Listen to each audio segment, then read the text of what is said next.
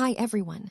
Now let's discuss topic 5 of Unit 4, Forensics Investigation Process. The forensics investigation process is a structured sequence of steps used by cyber forensic experts to collect, preserve, analyze, and present digital evidence in a reliable and legally acceptable manner. In simple words, it's like following a step-by-step method of crime scene investigation, but in the digital world.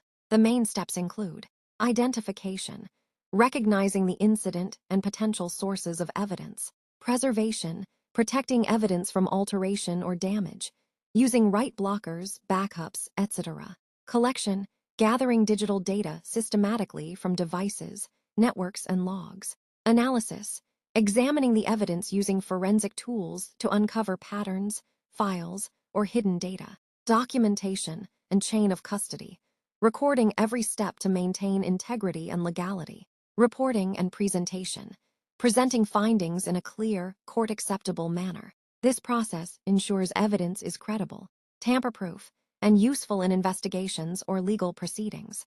2-mark questions. Define the term forensics investigation process. Mention any 2 main steps in the forensics investigation process. What is the purpose of the analysis phase in digital forensics? Name the initial step in a cyber forensic investigation. What does the term preservation mean in forensics investigation?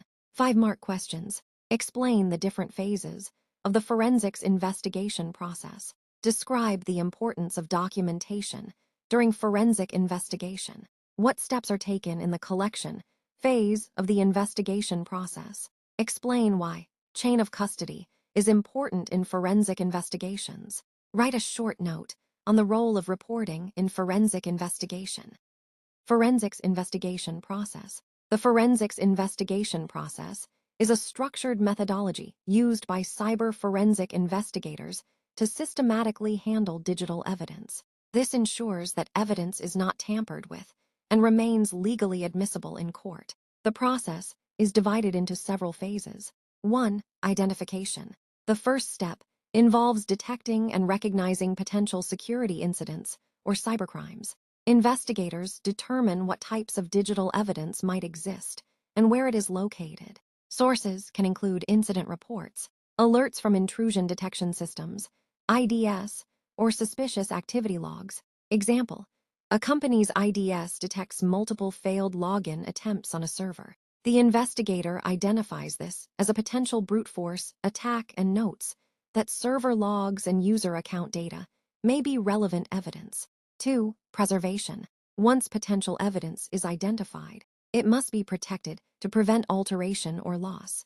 This often involves creating forensic copies, bit-by-bit images of storage devices, and storing original devices in anti-static and tamper-proof containers. Example: the investigator creates a forensic image of a suspect's hard drive before shutting down the system, ensuring that all original files remain untouched. 3. Collection. Evidence is gathered carefully from computers, mobile devices, networks, and other sources to avoid contamination. Volatile data, like RAM contents and running processes, are captured before powering down devices. Example: during a ransomware attack investigation, the analyst collects logs, emails, and memory dumps from affected machines to trace the malware source. 4. Examination. This phase involves a detailed and systematic search through collected evidence to locate relevant information. Tools like EnCase, FTK, or Autopsy are used for keyword searches, file recovery, and detection of hidden or deleted files. Example: the investigator recovers deleted financial spreadsheets from a compromised laptop to determine if sensitive data was stolen. 5. Analysis. Analysts interpret the examined data to uncover patterns, connections, and the cause of incidents.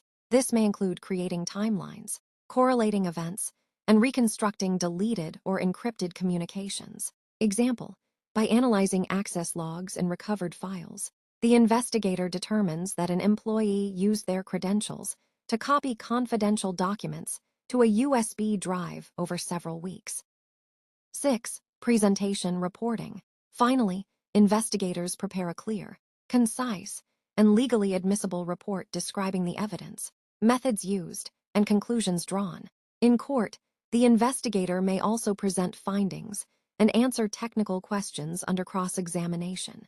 Example: the report details how the insider threat was executed, showing timestamps, file paths, and recovered emails, providing evidence for legal proceedings. This structured process ensures that digital evidence is collected, analyzed, and reported in a way that maintains integrity, supports legal cases, and provides actionable insights for preventing future incidents. Key considerations in cyber forensics. Detailed explanation with examples. When conducting a cyber forensics investigation, certain key considerations must be followed to ensure that the investigation is legally valid, accurate, and reliable.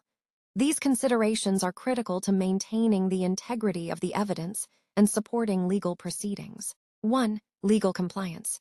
Every action taken during a forensics investigation must comply with relevant laws, regulations, and organizational policies. This ensures that the collected evidence is admissible in court, and the investigator does not inadvertently violate privacy or cybersecurity laws.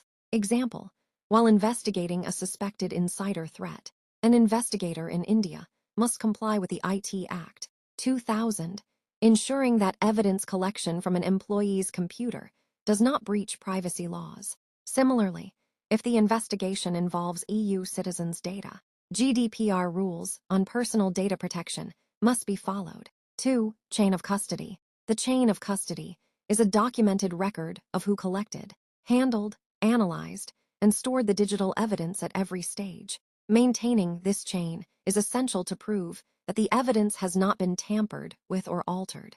Example: when seizing a suspect's laptop, the investigator logs the date, time, and person collecting the device. Every time the device is transferred to another analyst or storage, the movement is documented. This record ensures that evidence presented in court can be trusted as authentic. 3. Use of standard tools and techniques. Only recognized forensic tools and standardized methods should be used during the investigation. This ensures that the analysis is accurate, reproducible, and credible in legal contexts. Forensic tools help recover deleted data, analyze system logs, and detect malware without altering the original evidence. Example: using ENCASE or FTK to create forensic images of a hard drive ensures that the exact data is captured without modification. For network traffic analysis, tools like Wireshark provide accurate packet capture that can be presented as evidence. Following these key considerations ensures that the cyber forensics investigation is legally sound, technically accurate, and credible, allowing organizations or law enforcement to rely on the findings for prosecution, litigation, or security improvements. Thank you. Please like, share, and subscribe.